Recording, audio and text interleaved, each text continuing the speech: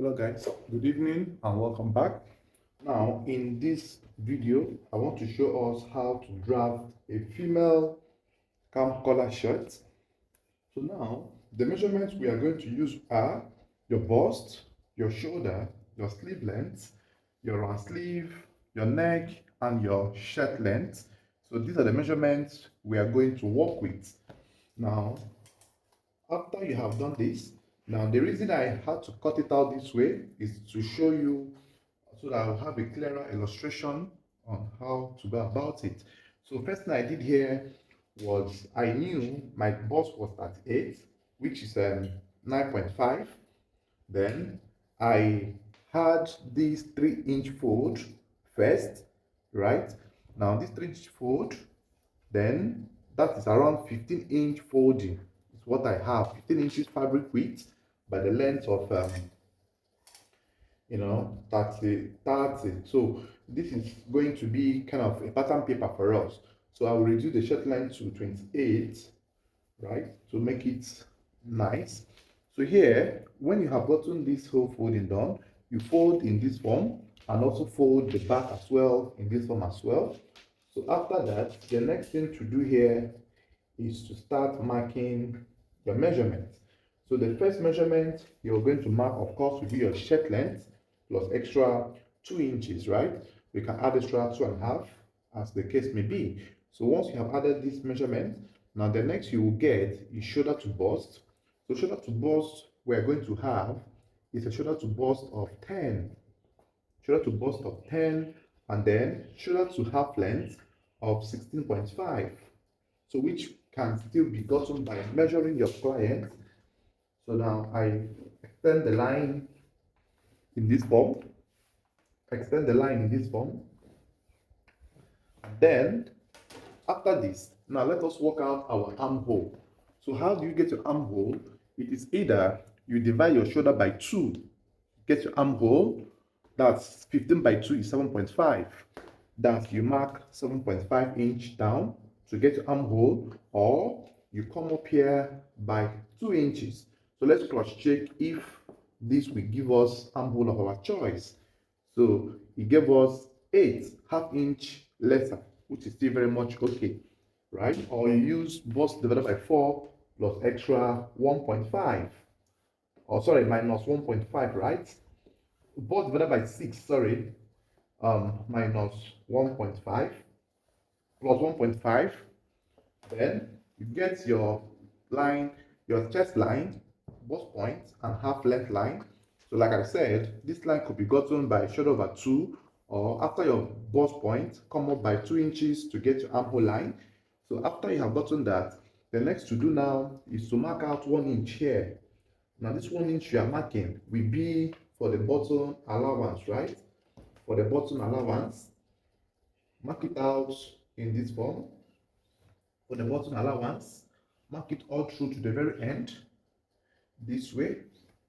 And then after that, start from there to apply your measurements. So the chest is 38, which is 9.5, right? Then extra 1 inch is all you need.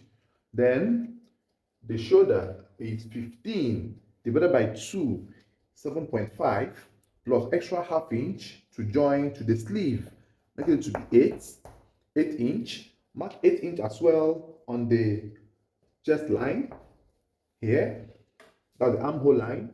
Then connect with a straight line, it goes out in this form. Then come down by 2.5 for the shoulder slope or slanting.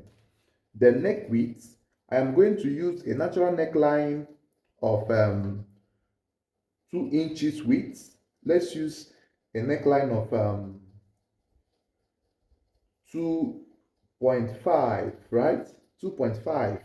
Now, the place I will draft my neckline will still fall from the middle of this button allowance, right?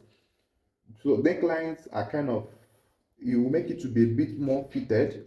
So I have it to be 2.5 inch here, 2.5 inch here. by then depth of 3, depth of 3. We can use, okay, neck is 15 rather, sorry, neck is 15. So divide by 6. You know, we have a formula. So divide by 6. I forgot that like, they gave me a neck measurement. So divide by 6, you will get an answer. Minus 0.3 from it, and you get for your width was measurement. So now you mark as shown, and then you get your curve coming out in that direction. Get your curve coming out in this direction, right?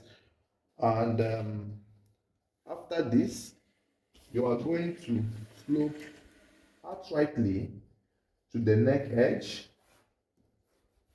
You will slope all through to the neck edge this way, and then you have to get the center point of your armhole 2.75, then come in by half an inch or 1 inch, and then connect as shown.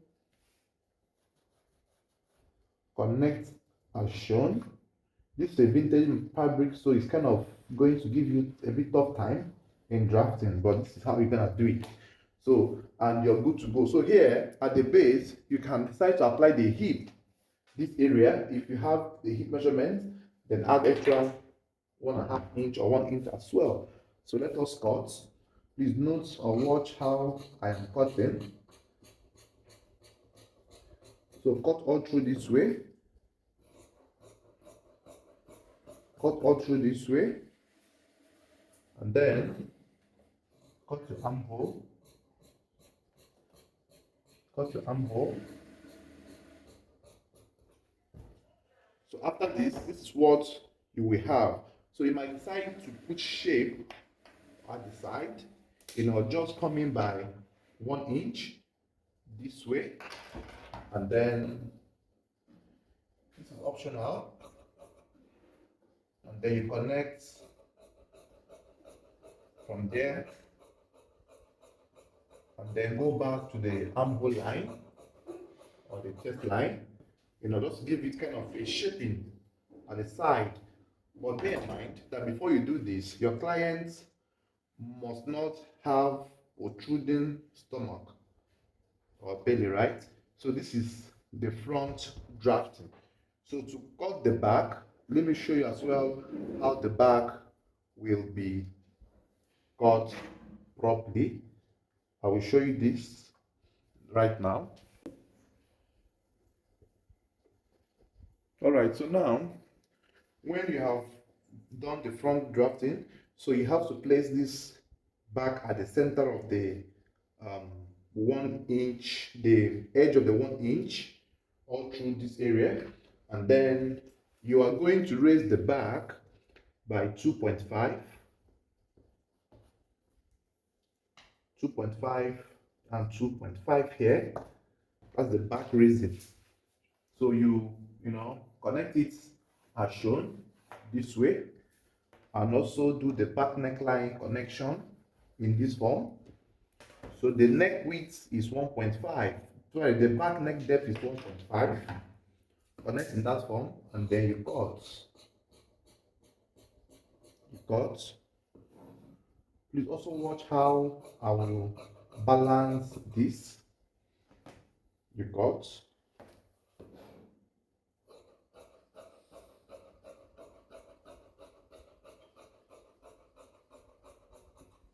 You also cut from here.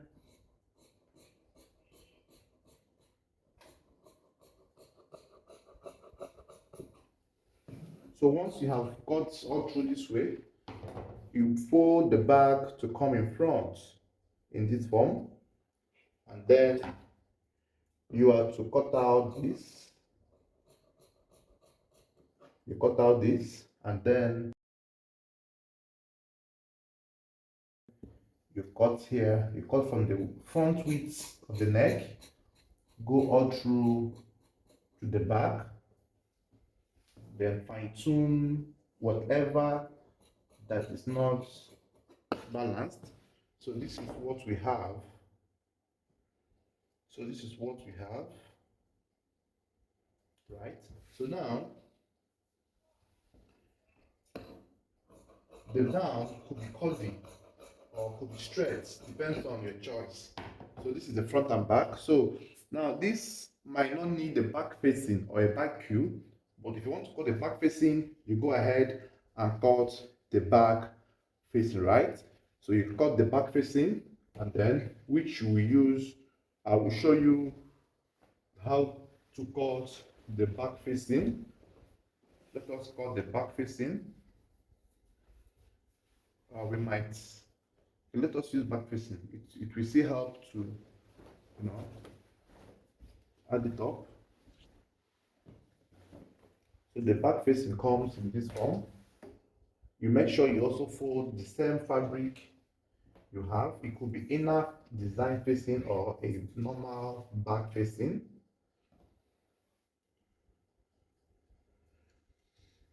So you go through the whole process and come in this form. Cut all through this way. And this is your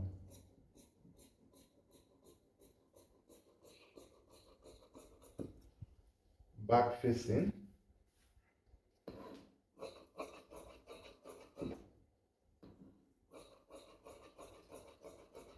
So this is the back facing, right? So now, in the sewing process, all you need to do here is to fold the back facing normally this way, right? Place it in at this point, right? And then bring this panel